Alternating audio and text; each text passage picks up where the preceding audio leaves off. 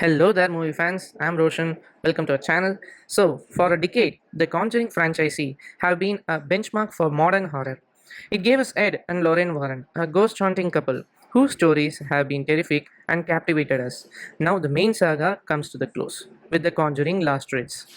Is it the grand, terrifying finale we have been waiting for? Or does the flame of this franchisee flicker out? Let's break down the plus and minus and let me give you our final verdict. Let's start from the good, and there are a lot to love here, especially for the long-time fans.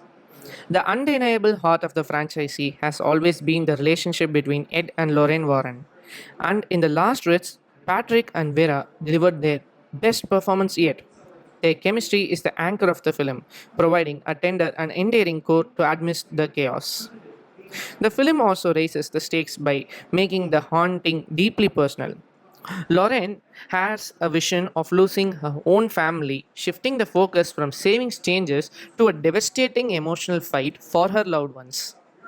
This personal angle grounds the film and delivers a satisfying and emotional closure to the Warren's saga.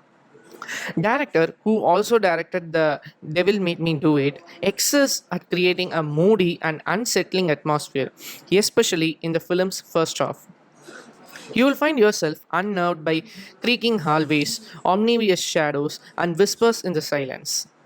There are also some genuinely clever and effective scares, including a chilling new doll and some inventive sequence involving a cursed mirror.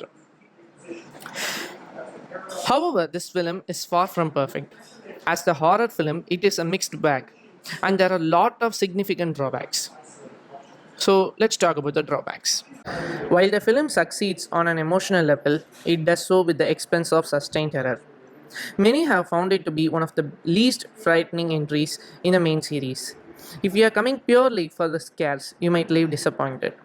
The screenplay also feels uneven. After a strong start, the second half leans into familiar horror tropes like possession and exorcism, without adding much that feels new and inventive. This leads to the film's biggest weakness, the climax. For a finale to such iconic series, the finale showdown must not feel rushed, but here it feels rushed, underdeveloped, and lacks the tension of the previous films.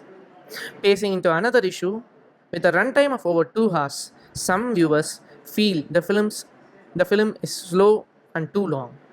The story also struggles to develop the haunted family, making it difficult for the audience to connect with them and feel the stakes of their peril. So, where does that leaves us with The Conjuring Last Rites? As an horror film, it's a mixed bag, but as a farewell to Ed and Lorraine Warren, it's fitting and emotional send off. So, my final rating would be 7 out of 10.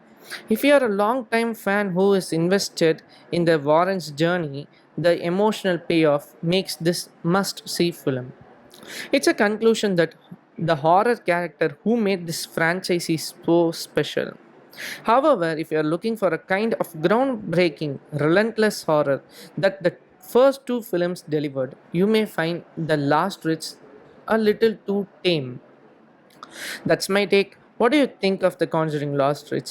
Let me know in the comment section below.